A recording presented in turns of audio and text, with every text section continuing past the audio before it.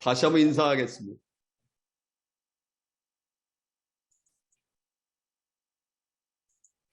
어느 글에서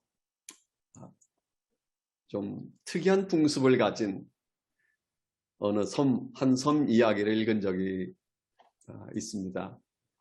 그 섬 주민들은 바깥 세상의 정보를 얻기 위해서 표류해 온 사람들을 1년 동안 왕으로 세운 뒤 그 사람으로부터 많은 정보를 얻곤 했습니다. 그리고 1년이 지나면 그 사람이 표류해 온 모습 그대로 다시 그 섬을 떠나 보내곤 했습니다. 어느 날 한 사람이 널판지를 타고 그 섬으로 표류해 오자 주민들은 그를 왕으로 세웠습니다. 얼떨결에 왕에 오른 그는 욕심이 생겨서 주민들에게 명령합니다. 이 섬에서 가장 크고 아름다운 집을 지어라. 그리고 보물이란 보물은 다 끌어다가 그 집 안에 채우게 했습니다. 그런데 어느새 약속된 1년이 되어서 그는 섬을 떠나게 되었습니다.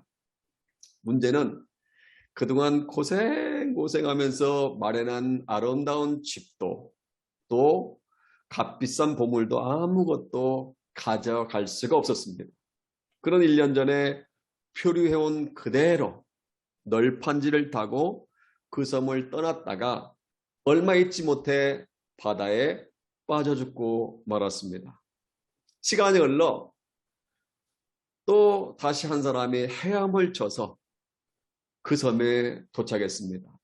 그 역시 그 섬의 관례에 따라 왕위에 올랐습니다. 그리고 자기보다 앞서 표류왔던 사람이 남겨놓은 집과 보물에 대한 이야기를 섬 주민들로부터 듣게 되었습니다.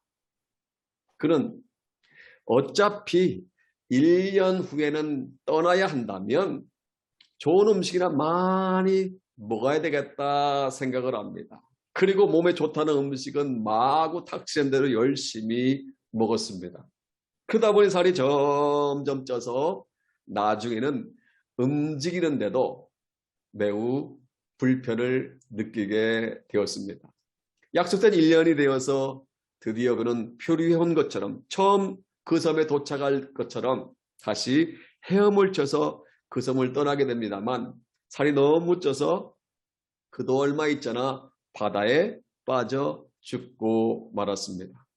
시간이 흘러 또다시 한 사람이 스티로폼을 타고 그 섬에 표류해 왔습니다. 그 역시 도착하자마자 그 섬을 다스리는 왕 위에 오르게 됩니다. 그리고 자기보다 앞서 표류해 왔다가 그 섬을 떠났던 두 사람에 대한 이야기를 듣고 나서 한참 동안 고민을 하게 됩니다. 그 후 그는 한 가지 계획을 세우게 됩니다. 원주민들에게 그 섬 전체를 보여달라고 요청합니다. 섬을 돌다 보니까 섬 동쪽 저 멀리에 조그만 섬이 보였습니다. 원주민들에게 물어봅니다. 그랬더니 그 섬은 물도 없고 먹을 것도 없어서 사람이 살 수 없다는 말을 듣게 됩니다. 무인도기 때문에 사람이 살 수 없다는 것입니다. 그러자 그는 다음과 같이 그 섬 주민들에게 명령을 내립니다. 여봐라, 저 섬에 우물을 파거라. 그리고 그 섬에 집을 짓고 밭을 갈고 먹을 것을 잔뜩 가져다 놓아라. 나무를 심고 꽃을 심어라. 그 1년 동안 다른 것은 하지 않고 사람이 살 수 없는 그 무인도에 자신이 거처할 수 있는 훌륭한 섬으로 꾸미는데 모든 시간과 정열을 다 바쳤습니다. 드디어 약속된 1년이 되어서 그 섬을 떠날 때가 되었습니다. 그런데 앞서 표류해 왔던 두 사람과 달리 그는 자신이 타고 왔던 스티로폼을 타고 1년 동안 잘 준비해 놓은 그 무인도로 안전하게 이동합니다. 그리고 거기에서 남은 인생을 편안하게 잘 살 수 있었다고 합니다. 이것은요 실제로 존재하는 섬 이야기는 아닌 것 같은데 저는 이 이야기가 우리에게 주는 교훈이 있다고 생각합니다. 미래에 대한 준비를 해야 한다는 것입니다. 여러분, 첫 번째 표류해 온 사람과 두 번째 표류한 사람이 어떤 특징이 있습니까? 지혜롭지 못한 사람이었습니다. 1년 후에 일어날 미래에 대한 준비를 하기보다 그저 먹고 마시며 오늘의 삶을 즐기기 위해서만 노력을 했던 것입니다. 그런데 세 번째 사람은 그들과 달리 지혜로웠습니다. 자신이 떠날 수밖에 없다면 그 떠날 수밖에 없는 섬에 투자하기보다 1년 후 앞으로 장차 살게 된 섬을 가꾸는데 자신의 모든 것을 투자했기 때문입니다. 오늘 우리의 주에 보면요. 세 번째 표류자보다 첫 번째와 두 번째 표류자와 같은 사람들이 많이 있습니다. 미래를 준비하며 살아가기보다 그저 미래는 준비 없이 먹고 마시며 즐기며 살아가는 어리석은 사람들이 많이 있습니다. 여러분들에게 질문합니다. 여러분들은 어떻습니까? 여러분들은 스스로가 지혜로운 사람이라고 생각하십니까? 아니면 미련한 사람이라고 생각하십니까? 여러분들은 장차 펼쳐질 미래를 위해 투자하고 있습니까? 아니면 미래에 대한 준비 없이 그저 먹고 마시며 즐기며 살아가고 있습니까? 저는 오늘 우리가 읽은 본문을 가지고 지혜 있는 자 같이 Like Wise Man 이란 제목으로 함께 은혜를 나눌까 합니다. 우리가 지난주 큐티를 하면서 살펴본 것처럼 에베소 5장은요. 그리스도인의 영적 생활에 대해서 기록되어 있습니다.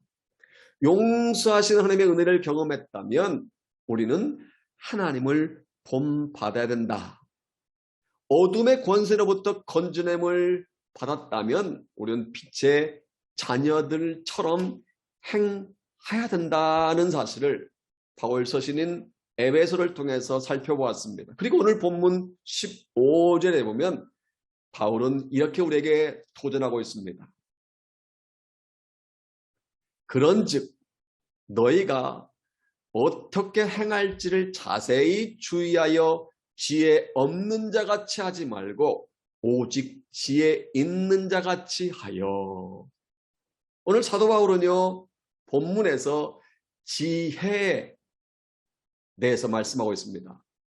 지혜가 중요하다는 것입니다. 물론 우리가 살아가려면 돈도 중요하고요, 명예도 중요하고요, 인간관계도 중요하고 취미활동도 중요합니다. 건강도 중요합니다. 그런데 무엇보다도 우리가 빼놓을 수 없는 것은 지혜라는 사실입니다. 왜냐하면 지혜는 우리의 삶의 방향을 제시해 주기 때문입니다.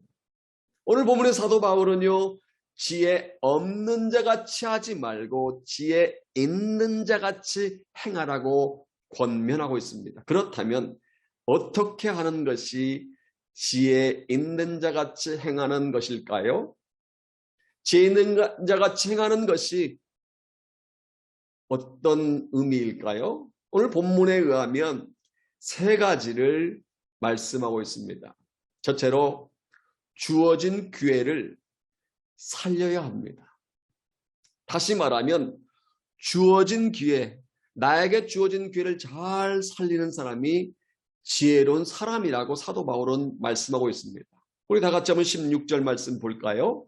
16절 같이 읽겠습니다. 시작. 세월을 아끼라. 때가 악하니라. 여기 세월을 아끼라는 단어를 NIV 영어 성경에 보면 making the most of every opportunity라고 되어 있습니다. 이게 무슨 말입니까? 나에게 닥쳐진 모든 기회, every opportunity를 최대한 살려야 한다는 것입니다. 즉 주어진 기회를 잘 살리는 것 이꼴 세월을 아끼는 것이라는 것입니다. 그런데 여기서 우리가 시제에 대해서 주의해야 합니다. 이 말씀은요, 앞으로 주어질 기회가 아닙니다. 미래에 닥쳐질 기회도 아닙니다. 그렇다고 오래전에 이미 주어졌던 기회도 아닙니다. 현재 우리에게 주어진 기회, 지금 나에게 온 기회, 이 기회를 놓치지 말라. 이것이 바로 세월을 아끼라는 의미입니다. 이 말씀의 이해를 돕기 위해서 한 가지 이야기를 소개할까 합니다. 어느 신문 기사에서 김희선이라는 여배우에 대한 이야기를 읽은 적이 있습니다. 원래 그녀는 가을 동화라는 드라마 여주인공 역을 제안받았지만 거절했다고 합니다. 그래서 이 김희선이라는 배우 대신에 송혜교라는 배우가 대신 출연하였는데 그 드라마가 대박을 쳤습니다. 무려 40%나 되는 시청률을 기록하였고 송혜교라는 배우는 이 가을 동화를 통해서 최고의 배우가 되었다고 합니다. 또한 김희선이라는 배우는 그 다음에 이어서 겨울 연가, 앞에서는 가을 동화였는데 두 번째는 겨울 연가라는 주인공의 캐스팅이 되었지만 역시 거절했다고 합니다. 결국 김희선이라는 배우 대신에 최지우라는 여자 배우가 대신 출연을 했는데 이 겨울 연가 대박을 쳤습니다. 그래서 일본에서는 이 겨울 연가가 한류 열풍을 불어오게 했고 남자 주인공인 이 배용준과 함께 최지우는 엄청난 인기를 얻게 되었고 아시아의 한류 스타가 되었습니다.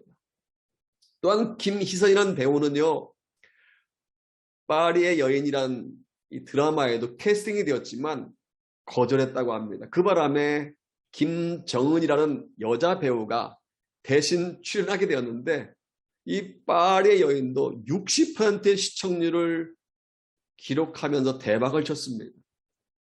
그래서 김정은이라는 무명 배우는 엄청난 인기를 얻게 되었고 유명 배우가 되었습니다.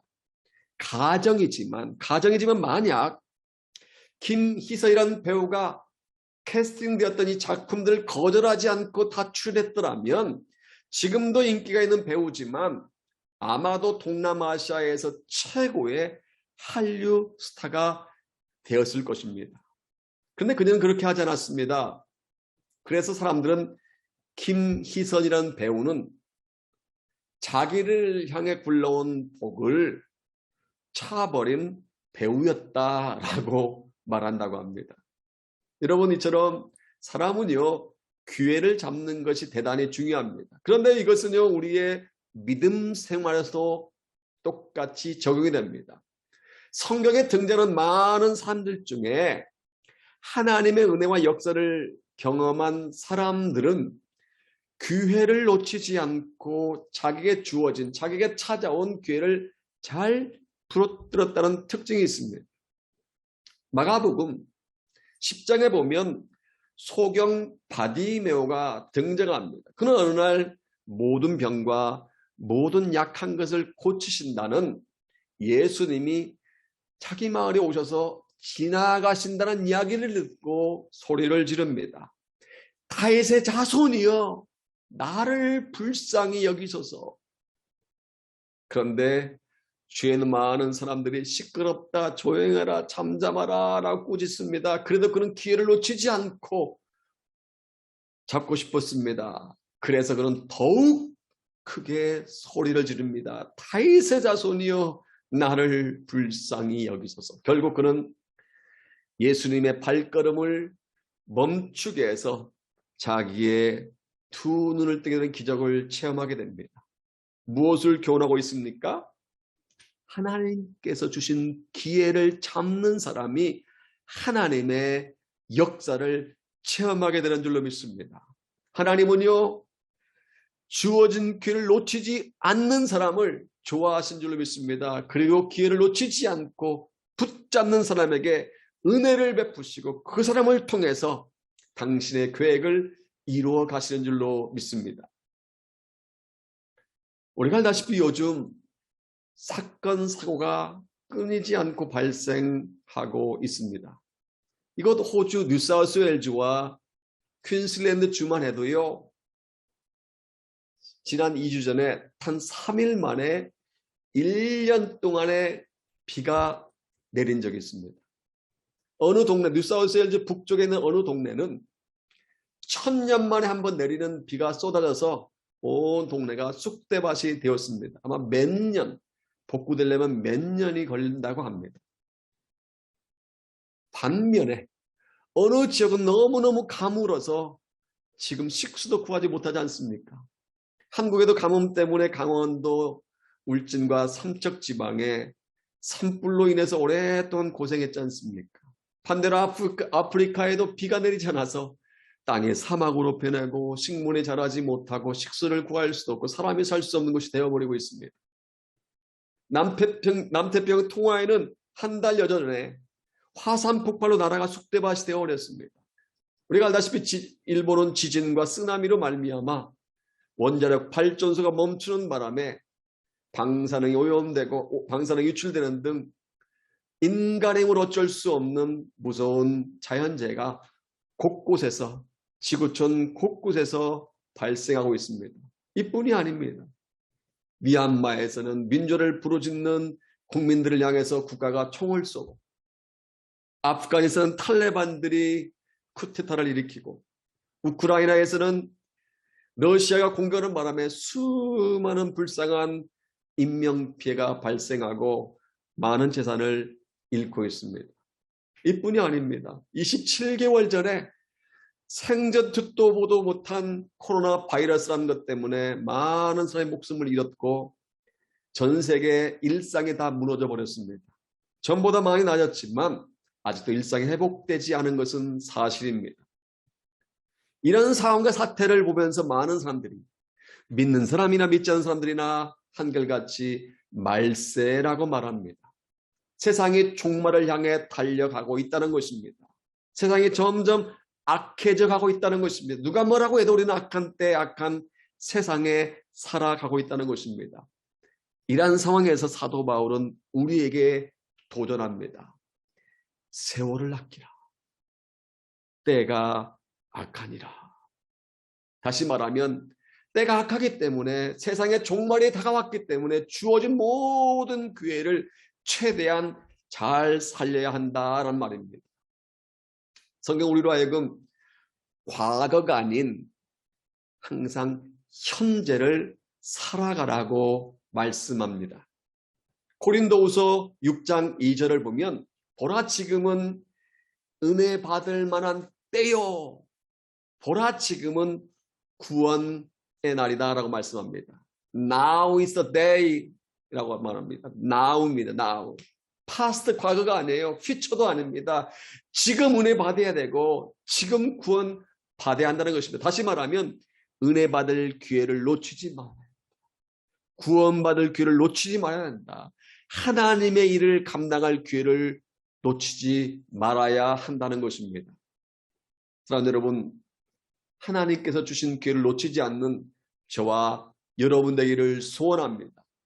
주어진 기회를 잘 살려 은혜를 받고 주어진 기회를 잘 살려 하나님의 계획을 이루어가는 우리 모든 하모니 가족들 되시기를 주님의 이름으로 축복합니다. 둘째로 오직 주의 뜻이 무엇인가 이해해야 합니다. 다시 말하면 주님의 뜻이 무엇인지 이해하는 사람이 지혜로운 사람이라는 것입니다. 다 그런 것은 아니지만 일반적으로 주님의 뜻이 무엇인지를 아는 사람은 아무렇게나 행동하지 않습니다. 주님의 뜻을 모르기 때문에 시간을 낭비하고 돈을 사치하는 데 허비하는 것입니다. 여러분, 염세주의자라는 말을 아십니까? 염세주의자의 특징은요, 이렇습니다. 어차피 이래도 한 세상, 저래도 한 세상, 뭐 아둥바둥 살 필요가 있느냐. 어차피 죽을 인생인데 오늘 실컷 먹고 마시자, 즐기자라고 주장하며 살아갑니다. 이런 사람들은요, 내일이 없습니다. 내일은 신경 쓰지 않고요, 오늘, today, now, 지금만 신경 쓰며 살아갑니다. 그런데 하나님을 믿는 우리는 달라야 할 줄로 믿습니다. 하나님의 백성들은, 하나님을 믿는 사람들은 어떻게 살아야 합니까? 17절에서 그 질문에 대한 답을 말씀하고 있습니다. 다 같이 17절 같이 읽어볼까요? 시작. 그러므로 어리석은 자가 되지 말고 오직 주의 뜻이 무엇인가 이해하라. 우리의 인생을 살아가는 데 있어서 기준이 있어야 합니다. 그것은 바로 주님의 뜻입니다. 주님의 뜻을 아는 것이 우리가 지혜롭게 살아가는 비결입니다. 주님의 뜻을 알지 못하고 달리는 우리의 수고나 열심은 헛수고가 될 수도 있습니다. 중요한 것은 주님의 뜻이 무엇인가를 깨닫고 그 뜻대로 행하는 것입니다. 마태복음 21장에 보면 수많은 무리들이 종려나무 가지를 흔들면서 예루살렘으로 입성하시는 예수님을 환영하고 기뻐하며 찬양했습니다. 여러분 그 이유를 아십니까? 왜 그들이 기뻐하고 찬양하며 즐거워했을까요? 왜 그들이 종려나무 가지를 흔들면서 입성하신 주님을 환영했을까요? 그 이유는 예수님이 로마 제국을 물리치고 그들을 로마 압제에서 구원해 주실 분으로 여겼기 때문입니다. 오죽하면 요한복음 6장 15절에 보면 사람들은 예수님을 왕으로 추대하려고까지 했습니다. 그런데 이것은 그들의 착각이었습니다. 예수님은요, 왕으로서 예루살렘에 입성하신 것이 아니라 고난의 종으로서 예루살렘에 입성하셨기 때문입니다. 예수님은 영광을 받으시기 위해서 예루살렘으로 들어오신 것이 아니라 고난 가운데 십자가를 지시기 위해서 예루살렘에 입성하셨기 때문입니다. 그런데 사람들은 이 사실을 알지 못했습니다. 아니, 예수께서 수도 없이 말씀하셨음에도 불구하고 사람들은 예수님을 그저 정치적으로 자기들을 해방시켜줄 정치적 메시아로 착각하고 오해한 것입니다. 제가 어떤 책에서 비행 착각이라는 글을 읽은 적이 있습니다. 조종사가 비행기를 조종하다 보면 종종 착각을 일으킨다고 합니다. 일반적으로 여객기 조종을 하는 조종사는 같은 방향으로 가기 때문에 그렇지 않은데 전투기를 조종하는 조종사들은 빙빙 돌기도 하고 올라갔다 내려갔다 뭐 여러 가지를 하기 때문에 어느 쪽이 갑자기 하늘이고 어느 쪽이 바다인지 다 푸른색이기 때문에 착각을 일으키는데 바로 그것이 비행 착각이라고 합니다. 조종사가 비행 착각에 빠지면 비행기 같은 고도에서 비행을 하고 있는데도 속도를 자기가 조금 높였을 때는 위로 올라간다고 착각을 하고 속도를 좀 낮췄을 때는 비행기가 바닥을 향해 떨어진다고 착각을 한다고 합니다. 따라서 전투기 조종사들은 자기의 경험이나 감각을 의지하지 않고 항상 계기판을 보아야 한다고 합니다. 그런데 우리 주위에 보면 신앙인은 종종 신앙 착각에 빠지는 경우가 있습니다.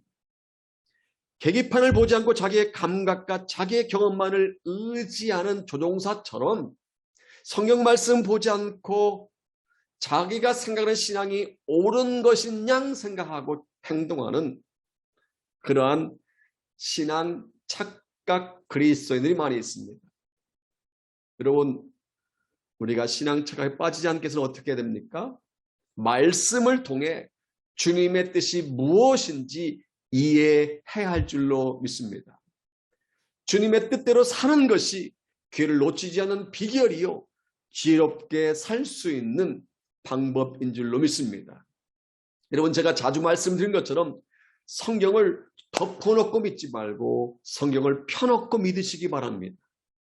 매일 큐티 말씀을 통해서 성경 통독을 통해 주일 메시지를 통해서 주님의 뜻이 무엇인지 이해함으로 말미암아 지혜로운 삶을 살아가는 저와 여러분 되기를 주님의 이름으로 축복합니다.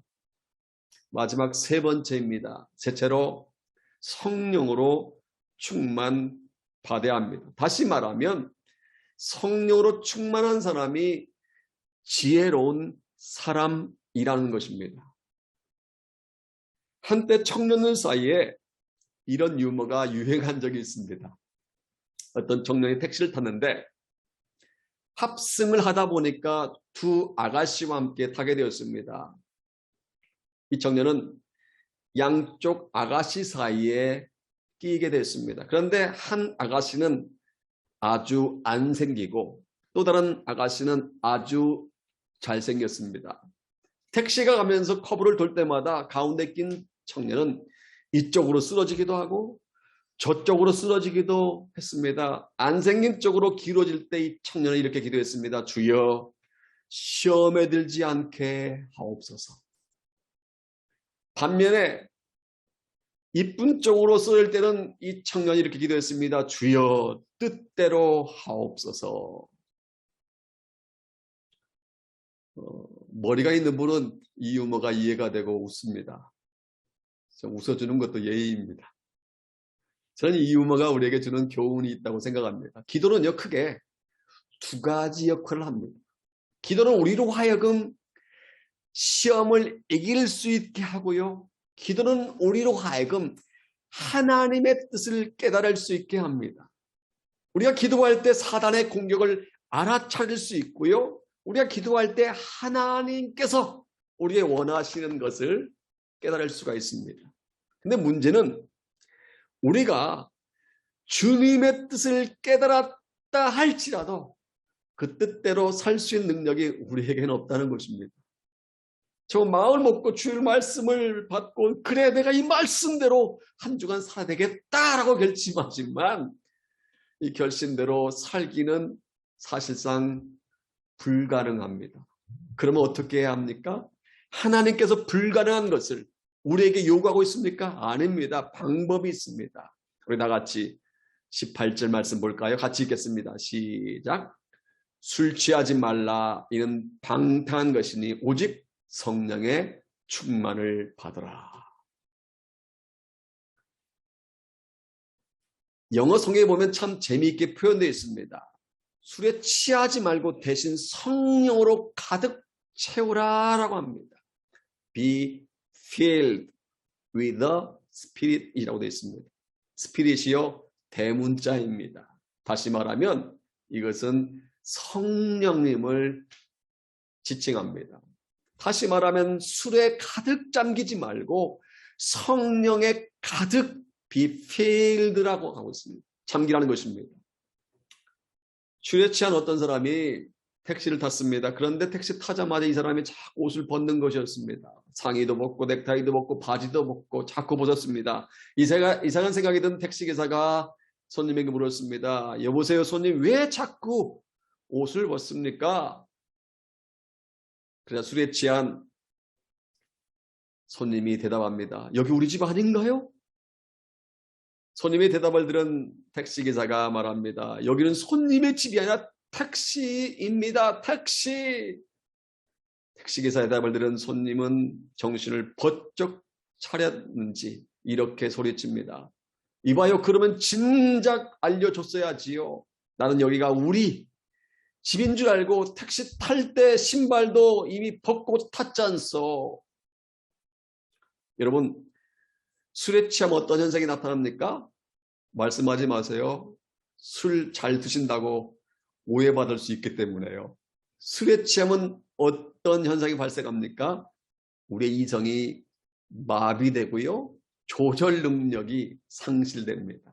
지나가는 자동차에 갑자기 뛰어들려고 하기도 하고 괜히 지나가는 개를 발길질해서 짖게 만들기도 합니다. 아무도 잘못 없는 전봇대를 들이받기도 합니다. 왜요? 이성이 마비되기 때문에.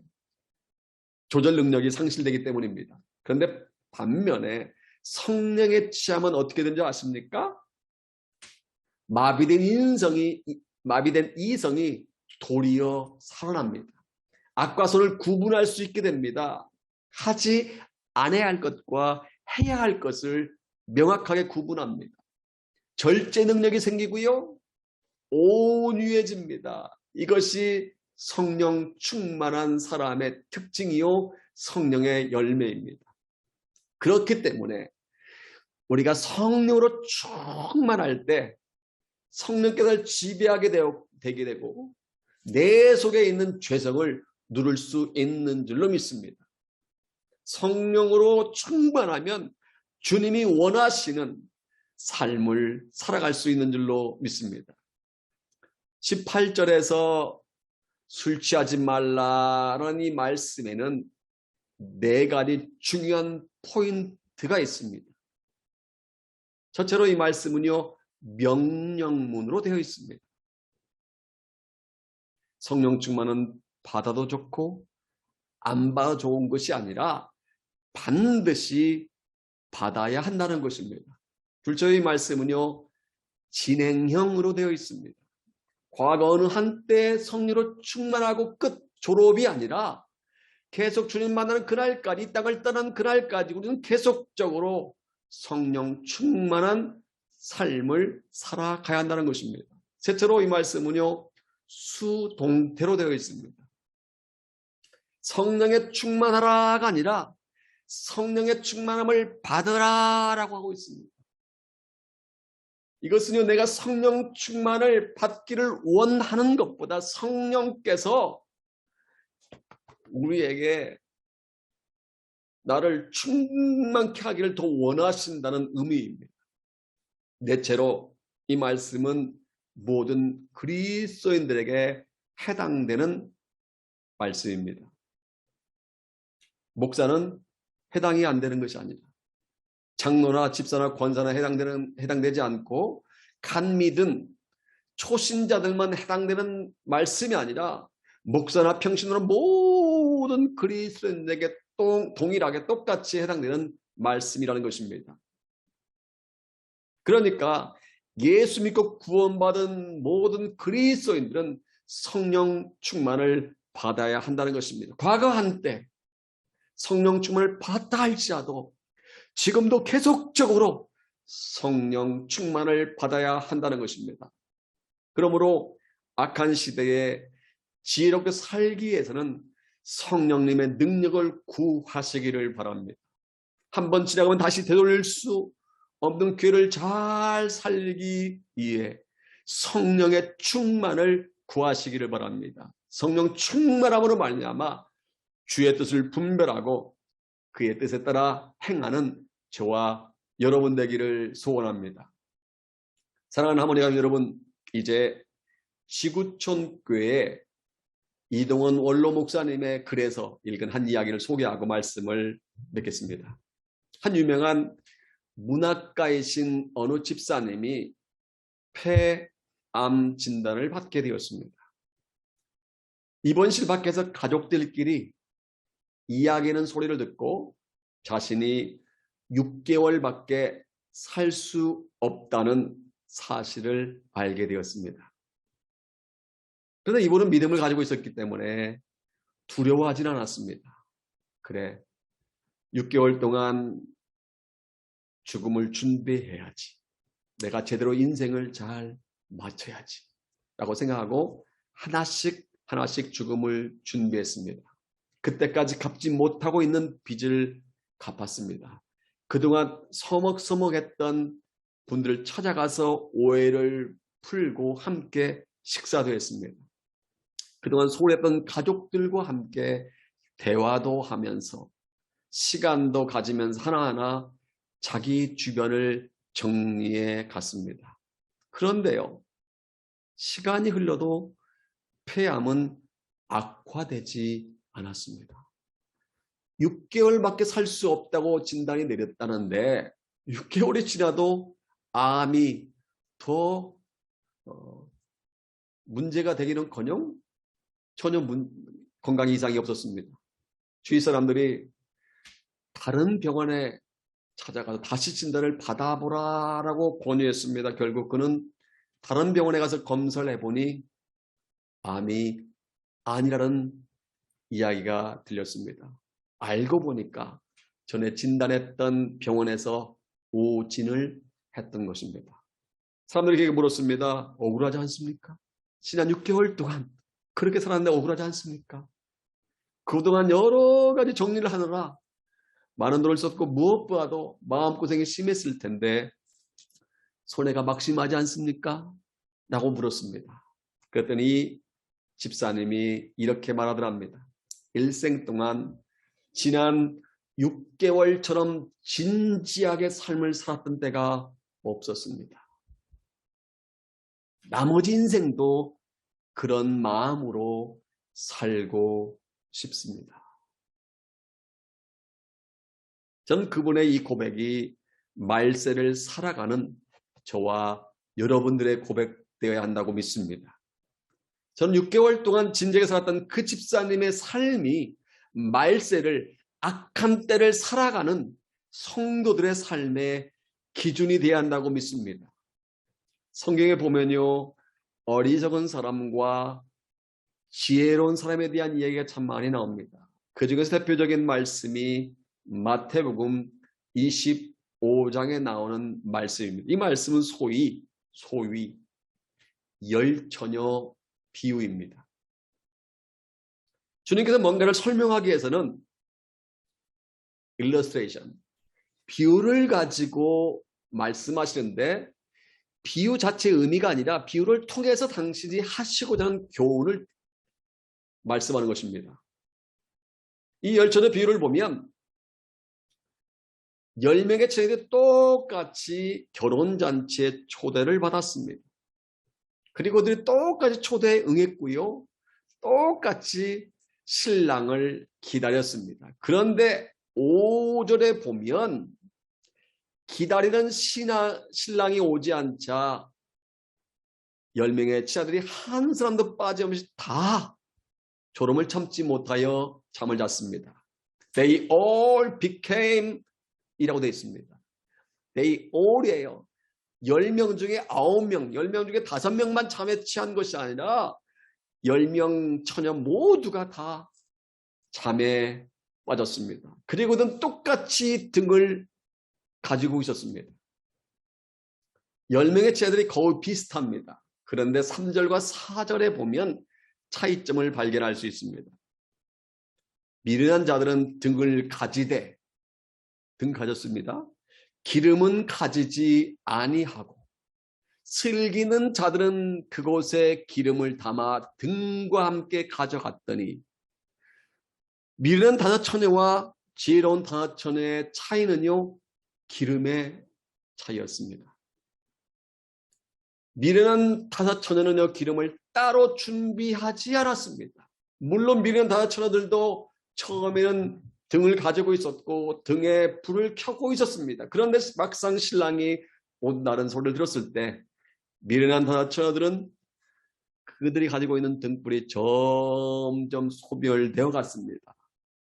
왜냐하면 그들은 기름을 따로 충분하게 준비하지 않았기 때문입니다. 그래서 그들을 미련한 자들이라고 주님 말씀합니다. 그런데요, 지혜로운 다섯 처녀는 아무런 문제가 없었습니다. 왜요? 그들은 별도로 기름을 준비하고 있었기 때문에 등불이 꺼질 염려 없이 신랑을 마중 나올 수 있었습니다.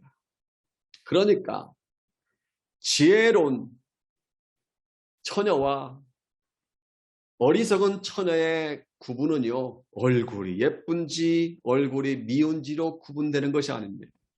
잠을 자고 있었느냐 깨어 있었느냐로 지혜로움과 어리석음이 구분되는 것이 아닙니다. 등을 가지고 있었느냐 가지고 있지 않느냐로 구분되는 것이 아닙니다. 지혜로움과 어리석음의 차이는 단 한 가지라고요. 뭐라고요? 기름을 따로 준비했느냐 기름을 따로 준비하지 않았느냐, 이 차이로 구분이 됩니다. 다시 말하면 미래를 준비하고 있느냐 미래를 준비하고 있지 않느냐에 따라서 지혜로움과 어리석음이 결정되었다는 것입니다. 사랑하는 여러분 준비하셨습니까?